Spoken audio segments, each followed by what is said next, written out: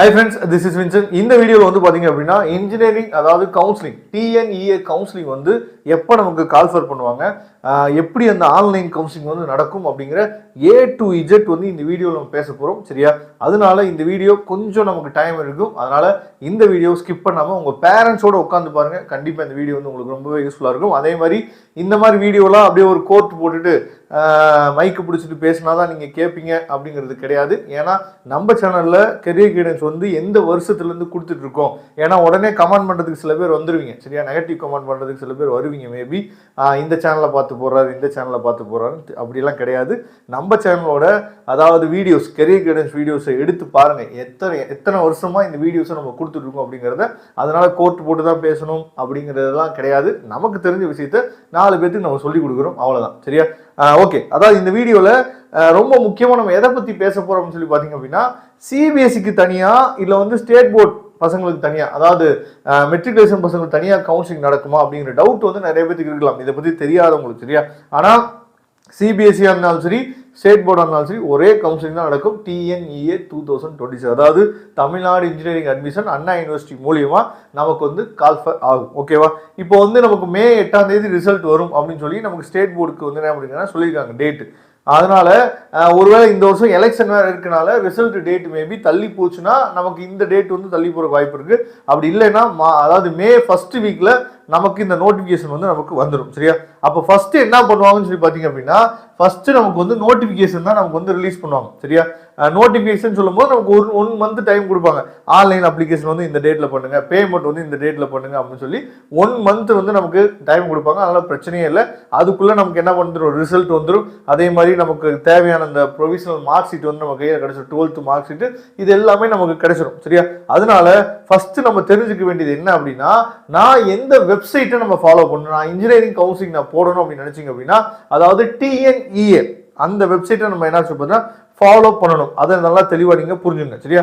அந்த வெப்சைட் மூலியமா இப்பயே நீங்கள் TNEA 2026 போட்டீங்க அப்படின்னா வெப்சைட் வந்து ஓப்பன் ஆகும். சரி, அதை நீங்கள் பார்த்துங்க. ஓகேவா? அப்போ நோட்டிஃபிகேஷன் வந்து ஃபர்ஸ்ட் நமக்கு வந்து மே ஃபர்ஸ்ட் வீக்ல நமக்கு நோட்டிஃபிகேஷன் வந்துடும். அதுக்கப்புறம் நம்ம என்ன பண்றோம் அப்படின்னா ஆன்லைன் ரிஜிஸ்ட்ரேஷன். சரியா? ஆன்லைன் ரிஜிஸ்ட்ரேஷன் பண்ணணும். எப்பயுமே நீங்க நல்ல ஒரு விஷயம் கவனிச்சுக்கணும். அதாவது நீங்க 12th படிச்சு முடிச்சிட்டீங்க, 12th முடிச்சிட்டீங்க அப்படின்னாவே உங்க கையில இண்டிவிஜுவலா ஒரு மொபைல் நம்பர் கண்டிப்பா உங்களுக்கு இருக்கணும். ஏன்னா இனிமேல் நீங்க வரக்கூடிய நாட்கள்ல கவுன்சிலிங் நீங்க அப்ளை பண்ணும்போது இல்ல மற்ற விஷயங்கள் நீங்க ஏதாவது ஆன்லைன்ல நீங்க பண்ணும்போது எல்லாத்துக்குமே என்ன கேட்பாங்க அப்படின்னா, நீங்க உங்க ஆதார் கார்டோட லிங்க் பண்ணி இருக்கக்கூடிய ஒரு மொபைல் நம்பரை கண்டிப்பா கேட்பாங்க. சரியா? அப்ப நீங்க 12th படிச்சு முடிச்சு என்ன பண்ணணும் அப்படின்னா, இண்டிவிஜுவலா ஒரு மொபைல் நம்பர் வாங்கினீங்க, அந்த மொபைல் நம்பரை ஆதார் கார்டோட லிங்க் பண்ணிருங்க. அதுதான் எப்பயுமே பெஸ்ட். சரியா? இது ஒரு பக்கம் பண்ணணும். அதுக்கப்புறம் ரொம்ப முக்கியமா நீங்க பண்ண வேண்டிய விஷயம் என்ன பாத்தீங்கன்னா, அதாவது ஆக்டிவா இருக்கக்கூடிய மெயில் ஐடி கண்டிப்பா வேணும். சரியா? ஆக்டிவா இருக்கக்கூடிய மெயில் ஐடி அப்படின்னா என்ன அர்த்தம் அப்படின்னா, நிறைய பேர் வந்து பாஸ்வேர்டே மறந்துடுவீங்க. மெயில் ஐடி தெரியும், ஆனா பாஸ்வேர்டே தெரியாது. ஆனா மெயில் ஐடி தெரியணும், பாஸ்வேர்டு தெரியணும். அது வந்து அதுக்கு பேர் தான் ஆக்டிவா இருக்குது. சரியா? அப்போ அந்த மெயில் ஐடியை நல்லா கிரியேட் பண்ணி வச்சுங்க. அதே மாதிரி பாஸ்போர்ட் சைஸ் போட்டோ இப்போ நீட் எக்ஸாமுக்கு அப்ளை பண்ற பசங்க பிரச்சனை இல்லை, JEE அப்ளை பண்ண பிரச்சனை இல்லை, எப்பயுமே வச்சிருப்பீங்க கையில. சரியா? அப்ப எப்பயுமே நம்ம கையில அதாவது நம்ம கையிலையும் பாஸ்போர்ட் வச்சுக்கணும், அதே பாஸ்போர்ட் சைஸ் போட்டோ வச்சுக்கணும். அதே மாதிரி டிஜிட்டல் ஃபார்மேட்ல ஸ்கேன் பண்ணி வச்சுக்கணும். அதே மாதிரி உங்களோட சிக்னேச்சர் இருக்கு பாத்தீங்களா, உங்க சிக்னேச்சரையும் எப்பயுமே நீங்க என்ன பண்ணணும் அப்படின்னா ஸ்கேன் பண்ணி வச்சுக்கணும். இதெல்லாம் ரொம்ப அவசியமானது, ரொம்ப முக்கியமானது ஆன்லைன் ரெஜிஸ்ட்ரேஷன் அப்ப. சரியா? அப்ப ஆன்லைன் அப்ளிகேஷன் இது எல்லாமே வந்து சேம் தான்.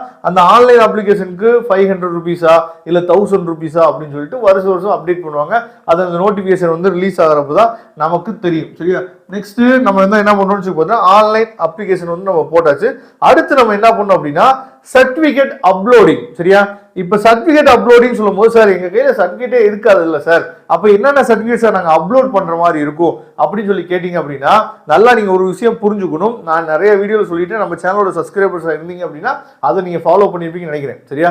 அதாவது சர்டிபிகேட் அப்லோட் பண்றதுக்கு முன்னாடி உங்களோட கம்யூனிட்டி சர்டிபிகேட் இருக்கு பாத்தீங்களா, உங்களோட கம்யூனிட்டி சர்டிபிகேட் வந்து நீங்க டிஜிட்டல் ஃபார்மேட்டுக்கு மாத்தணும். அது என்ன சார் டிஜிட்டல் ஃபார்மேட் அப்படின்னா, உங்க கையில அட்டை மாதிரி ஒரு கம்யூனிட்டி சர்டிபிகேட் கொடுத்துருப்போம். அது வந்து ஓல்டு மாடல். இப்போ வர எல்லாமே வந்து பாத்தீங்க அப்படின்னா QR கோடு வந்து ஸ்கேன் பண்ணி நம்ம எடுக்கிற மாதிரி இருக்கும். சரியா?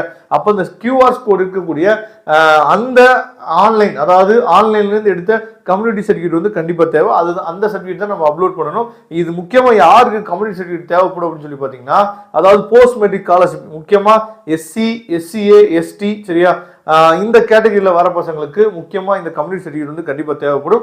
இதை நீங்கள் அப்லோட் பண்ணி அதாவது வாங்கி வச்சுக்கணும். ஏன்னா இது இங்கே அப்லோட் பண்ணுறதுக்கு அது தேவைப்படும். அதுக்கப்புறம் நீங்கள் வந்து 12th முடிச்சோடனே டிசி வாங்குவீங்க. டிசி வாங்கினோடனே நீங்கள் பண்ண வேண்டிய விஷயம் என்னன்னு சொல்லி பார்த்தீங்க அப்படின்னா, உங்களோட டிசியை நீங்கள் என்ன பண்ணணும் அப்படின்னா ஸ்கேன் பண்ணி வச்சுக்கணும் சரியா. அதே மாதிரி ரொம்ப முக்கியமாக உங்களுக்கு வந்து அதாவது ஒரு டூப்ளிகேட்டாக ஒரு 12th சர்டிஃபிகேட் வந்து கொடுப்பாங்க. உங்கள் ஹெச்எம் வந்து சீல் பண்ணி என்ன பண்ணுவோம்னு பார்த்தீங்கன்னா ஒரு சர்டிஃபிகேட் வந்து கொடுப்பாங்க சரியா. அந்த சர்டிஃபிகேட் வச்சே நம்ம அப்லோட் பண்ணிக்கலாம். ஒரிஜினல் சர்டிஃபிகேட் வரதுக்கு லேட் ஆகும் சரியா. அந்த சர்டிஃபிகேட் இருந்தாலே போதுமானது. அப்போ அந்த சர்டிஃபிகேட்லாம் வாங்கணும்னு நீங்கள் என்ன பண்ணணும்னா ஸ்கேன் பண்ணி வச்சுக்கணும். அப்போ ரொம்ப முக்கியமாக ஃபர்ஸ்ட் கிராஜுவேட் சர்டிஃபிகேட் வந்து இ சேவை மையத்தில் நான் ஏற்கனவே இந்த ஃபர்ஸ்ட் கிராஜுவேட் சர்டிஃபிகேட் பற்றி சூப்பராக நம்ம ஒரு வீடியோ போட்டிருக்கோம். அதை பார்க்கல அப்படின்னா பாருங்க, யாரெல்லாம் எலிஜிபிள் யாரெல்லாம் எலிஜிபிள் இல்லை அப்படிங்கிறத அந்த வீடியோ நீங்கள் பார்த்தீங்கன்னா தெரியும். அப்போ ஃபர்ஸ்ட் கிராஜுவேட் சர்டிஃபிகேட் நீங்கள் என்ன பண்ணுச்சு அப்படின்னா அப்ளை பண்ணி வாங்கி வச்சுக்கணும். ஏன்னா ஃபர்ஸ்ட் கிராஜுவேட் சர்டிஃபிகேட் வந்து ரொம்ப முக்கியமானது. ஏன்னா நீங்கள் அப்ளை பண்ணும்போது எலிஜிபிளா இல்லையா அப்படின்னு சொல்லி கேட்கும். ஃபர்ஸ்ட் கிராஜுவேட் சர்டிஃபிகேட் வந்து அப்ளை பண்ணிருக்கீங்களா, எலிஜிபிளா இல்லையான்னு சொல்லி கேட்பாங்க. அப்போ அதையும் நீங்கள் அப்ளை பண்ணி வாங்கி வச்சுக்கணும். இந்த டாக்குமெண்ட்ஸ் எல்லாமே இங்கே சர்டிஃபிகேட் அப்லோட் இருக்கு பார்த்தீங்களா, அந்த இதில் நம்ம அப்லோட் பண்ண மாதிரி இருக்கும். 10th சர்டிஃபிகேட் சரியா, 11th நீங்கள் பப்ளிக் எக்ஸாம் எழுதிருப்பீங்க. அப்போ 11th சர்டிஃபிகேட் உங்கள் கையில் இருக்காது, ரெண்டுமே சேர்ந்து தான் கொடுக்க போகிறாங்க சரியா. ஒருவேளை 11th சர்டிஃபிகேட் இருந்துச்சு அப்படின்னா யாராவது ட்ராப் அவுட் ஆயிருப்பீங்க அப்படின்னா 11th சர்டிஃபிகேட் தான் அப்லோட் பண்ணலாம். ரெண்டுமே சேர்ந்து தான் இருக்கும், அப்லோட் பண்ணிடலாம் சரியா. அப்படிங்கிற பட்சத்தில் இந்த சர்டிஃபிகேட்ஸ் இந்த டாக்குமெண்ட்ஸ் எல்லாமே நீங்கள் ரெடி பண்ணி ஸ்கேன் பண்ணி வச்சுக்கணும். எப்பயுமே உங்கள் மெயிலில் நமக்கு தேவையான எல்லா டாக்குமெண்ட்ஸுமே ஆதார் கார்டு இருக்கட்டும் எல்லாமே நீங்கள் என்ன பண்ணணும் அப்படின்னா உங்கள் பாஸ்போர்ட் சைஸ் ஃபோட்டோ எல்லாத்தையுமே ஸ்கேன் பண்ணி நீங்கள் என்ன பண்ணணும் அப்படின்னா உங்கள் மெயிலில் இல்லை கூகுள் டிரைவில் சேவ் பண்ணி வச்சுக்கணும் எப்பயுமே. அது வந்து உங்களுக்கு ரொம்ப யூஸ்ஃபுல்லாக இருக்கும். அதுக்கப்புறம் சர்டிஃபிகேட் அப்லோட் முடிஞ்சிச்சா, இதெல்லாம் அந்த ஒரு 1 month டைம் கொடுப்பாங்க. அதுலேயே என்னன்னு சொல்லி முடிஞ்சிடும். அதுக்கப்புறம் வந்து பார்த்தீங்க அப்படின்னா ரேண்டம் நம்பர் நமக்கு வந்து கொடுப்பாங்க. அது என்ன சார் ரேண்டம் நம்பர்? ரேண்டம் நம்பர்னு நம்ம சொல்லும் போது என்ன அர்த்தம் அப்படின்னா, அதாவது what is random number? Random நம்பர்னா என்ன சார்? ரேண்டம் நம்பரை இது எப்படி சொல்லலாம் அப்படின்னா இது வந்து ஒரு லக்கி நம்பர் அப்படின்னு சொல்லலாம். ஏன் இதை சொல்றோம் அப்படின்னா, இப்போ நம்ம கிளாஸ்ல ஒரே டோட்டல்ல 2-3 பசங்க இருந்தாங்க வச்சுக்கோங்களேன், எல்லா பேத்துக்குமே என்ன பண்ணிடுவாங்க, ரேங்க் 1 சொல்லிட்டு எல்லா பேத்துக்குமே ஒரே ரேங்கே கொடுத்துருவாங்க. இப்போ உங்க கிளாஸ்ல 600க்கு 550 வந்து ஃபர்ஸ்ட் ரேங்க் வச்சுக்கலாம். அதுலேயே 4 பசங்க 550 எடுத்தாங்க அப்படின்னா என்ன பண்ணுவாங்க அப்படின்னா ரேங்க் 1 அப்படின்னு சொல்லி எல்லா பேத்துக்குமே கொடுத்துருவாங்க சரியா. ஆனா இங்க வந்து அப்படி கொடுக்க முடியாது, எல்லா பேத்துக்குமே இண்டிவிஜுவலா ரேங்க் வந்து கொடுக்கணும். அப்ப இது வந்து ஒரு டைம் பிரேக்கர் அப்படின்னு கூட சொல்லலாம் ரேண்டம் நம்பர் சரியா.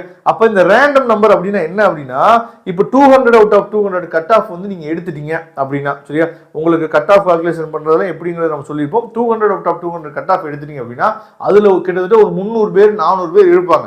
அப்ப அவங்க எல்லாத்துக்குமே ரேங்க் வந்து கொடுக்கணும். அப்ப ரேங்க் வந்து கொடுக்கறதுக்கு என்ன ஆகும் அப்படின்னா, எல்லா பேத்துக்குமே ஃபர்ஸ்ட் ரேங்க் கொடுக்க முடியாது, அவங்களுக்கு ஒரு ஆர்டர் வந்து நம்ம கொடுக்கணும்ல. அதுக்கு என்ன ஆகும் அப்படின்னா இந்த ரேண்டம் நம்பர் வந்து யூஸ்ஃபுல்லா இருக்கும் சரியா. ஏன்னா கவுன்சிலிங் அப்ளை பண்ற எல்லா பேத்துக்குமே இந்த ரேண்டம் நம்பர் வந்து கொடுத்துருவாங்க. ரேண்டம் நம்பர் உங்களுக்கு வந்துச்சு அப்படின்னாவே நீங்க கவுன்சிலிங்க்கு நீங்க ரெடி ஆயிட்டீங்கன்னு அர்த்தம் சரியா. அப்ப ரேண்டம் நம்பர் என்ன புரிஞ்சுச்சா? இது வந்து டை பிரேக்கர் ஆச்சு அப்படின்னா உங்களை வந்து பிரிச்சு ஒவ்வொரு ரேங்க்கும் தனித்தனியா கொடுக்கறதுக்காக கொடுக்கக்கூடியதான் ரேண்டம் நம்பர். இதை பார்த்துங்க சரியா. அதுக்கப்புறம் வந்து ஆன்லைன் சர்டிஃபிகேட் வெரிஃபிகேஷன் சரியா, டிஎஃப்சின்னு போட்டிருக்காங்கல்ல. ஆன்லைன் சர்டிஃபிகேட் வெரிஃபிகேஷன் அப்படின்னா என்ன அர்த்தம் அப்படின்னா, அதாவது நீங்க சர்டிஃபிகேட் முதல்ல நம்ம வந்து கவுன்சிலிங் வந்து ஆஃப்லைன் நடக்கும். சர்டிஃபிகேட் எல்லாத்தையும் எடுத்துட்டு சென்னைக்கு போகணும், அண்ணா யூனிவர்சிட்டி போகணும், இப்படியெல்லாம் விஷயங்கள் இருக்கும். ஆனா இப்பெல்லாம் அதெல்லாம் கிடையவே கிடையாது. ஆன்லைன் கவுன்சிலிங் கொரோனால இருந்து பாத்தீங்க அப்படின்னா ஆன்லைன் கவுன்சிலிங் வந்து எப்பயோ வச்சுட்டாங்க. நீங்க வீட்லயே உட்காந்துக்கலாம். இந்த டிஎஃப்சின்னு சொல்றாங்க பாத்தீங்களா, டிஎஃப்சினா என்ன அப்படின்னா உங்க வீட்டுக்கு நியரஸ்டா இருக்கக்கூடிய ஒரு கவர்மெண்ட் காலேஜ் இல்ல ஒரு பிரைவேட் காலேஜ் ஏதாவது ஒரு காலேஜ் என்ன பண்ணிருப்பாங்க பார்த்தீங்கன்னா கொடுத்துருப்பாங்க. ஏன்னா எல்லா பேருமே வந்து ஏதாவது ஒரு டவுட் அப்படின்னா சென்னைக்கு வர முடியாது. எல்லா பேருமே இப்போ தூத்துக்குடியிலேருந்து சென்னைக்கு வரலாம் ரொம்ப கஷ்டம். அதனால ஒரு நோடல் சென்டர் மாதிரி என்ன பண்றாங்க அப்படின்னா பக்கத்திலேயே ஒரு காலேஜ் வந்து நீங்க அப்ளிகேஷன் ரிஜிஸ்ட்ரேஷன் பண்றீங்களா அப்பயே கேட்பாங்க சரியா. அந்த டைமே நீங்க என்ன பண்ணணும் அப்படின்னா டிஎஃப்சி வந்து உங்க வீட்டுக்கு பக்கத்துல ஒரு காலேஜை கொடுத்துடணும். அந்த டிஎஃப்சியை மாற்றி நீங்கள் கொடுத்துடக்கூடாது. சென்னையில் இருக்க டிஎஃப்சியோ இல்லை நீங்கள் வந்து தூத்துக்குடியில் இருப்பீங்க ஆனால் சென்னையில் இருக்க கிண்டியில் இருக்கிறது கொடுத்துடக்கூடாது. அப்போ உங்கள் வீட்டுக்கு நியரஸ்ட்டாக அதிலே வரும். நீங்கள் உங்கள் டிஸ்ட்ரிக்ட் செலக்ட் பண்ணிங்க அப்படின்னாவே டிஎஃப்சி காட்டுவாங்க, அந்த இதை நீங்கள் கொடுத்துடணும். அங்கே தான் நமக்கு வந்து சர்டிஃபிகேட் வெரிஃபிகேஷன் நடக்கும், ஆன்லைனில் தான் நடக்கும். ஏதாவது ஒரு டவுட் இருந்துச்சுன்னா மட்டும் நீங்கள் நேராக வாங்க அப்படின்னு சொல்லி கூப்பிடுவாங்க. அப்போ சர்டிஃபிகேட் வெரிஃபிகேஷன் வந்து ஆன்லைனில் நடக்குது. அதுக்கப்புறம் இதுதான் நமக்கு ரொம்ப ரொம்ப முக்கியமான விஷயம் என்ன அப்படின்னா ரேங்க் லிஸ்ட்டு. ரேங்க் லிஸ்ட்டுன்னு நம்ம சொல்லும் போது நான் ஏற்கனவே சொன்னேன் பார்த்தீங்களா, அதாவது நமக்கு கட் ஆஃப் கால்குலேஷன் மட்டும் உங்களுக்கு தெரியும், மேக்ஸ் மார்க் அப்படியே வச்சுக்கும் சரியா. Physics chemistry mark 2 all divide பண்ணிட்டு கட் ஆஃப் வந்து தமிழ்நாடு ஃபுல்லா எல்லா பேத்துக்குமே கிடைச்சிரும். அந்த கட் ஆஃப் வச்சு நமக்கு வந்து என்னன்னா ஒரு ரேங்க் வந்து கொடுப்பாங்க, ஓகேவா.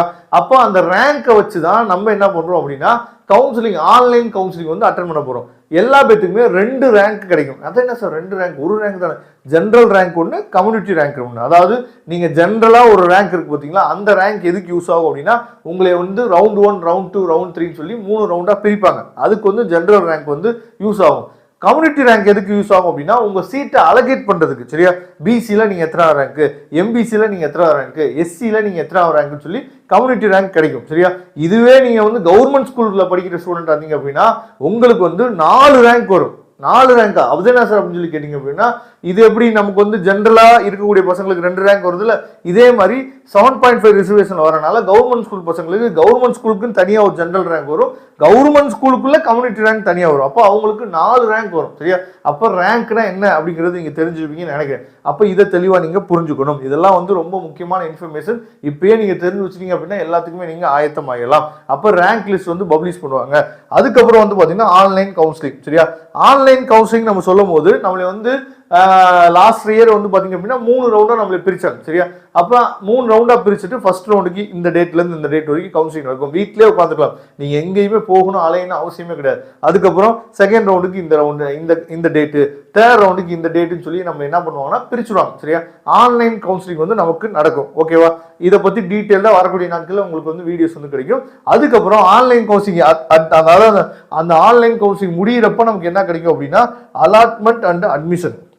அதாவது அலாட்மெண்ட் ஆர்டர் வந்து நம்ம கையில கிடைச்சிடும். இந்த காலேஜ் உங்களுக்கு கிடைச்சிருக்குப்பா, இந்த கோர்ஸ் உங்களுக்கு கிடைச்சிருக்குப்பா, இந்த கேட்டகரியில உங்களுக்கு கிடைச்சிருக்கு அப்படின்னு சொல்லி அலாட்மெண்ட் ஆர்டர் வந்து உங்களுக்கு கிடைச்சிடும். அதுக்கப்புறம் வந்து பாத்தீங்க அப்படின்னா நீங்க உங்க காலேஜ்ல போய் உங்களோட ஒரிஜினல் சர்டிஃபிகேட்ஸ் இதெல்லாம் கொடுத்து ரிப்போர்ட் பண்றதுக்கு அதுக்குன்னு ஒரு டேட் வந்து கொடுப்பாங்க. அந்த டேட்டுக்குள்ள நம்ம ரிப்போர்ட் பண்ணிடணும். இதுதான் வந்து பாத்தீங்க அப்படின்னா மொத்தமா நமக்கு டிஎன்இஏ கவுன்சிலிங் வந்து எப்படி நடக்கும் அப்படிங்கிறத பார்த்துட்டோம். இதுல ஏகப்பட்ட டவுட் வந்து உங்களுக்கு இருக்கும். நீங்க நம்ம சேனலை ரெகுலரா ஃபாலோ பண்ணீங்க அப்படின்னா போதுமானது சரியா. நம்ம இதுல இருக்க டவுட்ஸ் எல்லாமே நம்ம என்ன பண்ணுவோம், டைரக்டா கிளியர் பண்றதுக்கு நம்ம ரெடியா இருக்கிறோம். கண்டிப்பா நீங்க பண்ண வேண்டிய விஷயம் என்னன்னா நம்ம சேனலோட வாட்ஸ்அப் குரூப்ல கண்டிப்பா ஜாயின் பண்ணிடுங்க. வரக்கூடிய நாட்கள் உங்களுக்கு ரொம்ப ரொம்ப ஹெல்ப்ஃபுல்லான வீடியோஸ் நிறைய காத்துட்டு இருக்கு. Thank you friends. நெக்ஸ்ட் வீடியோ பார்க்கலாம். அதுவரை முடிந்து விடைபெறுவது உங்கள் நண்பன் வின்சன். தேங்க்யூ.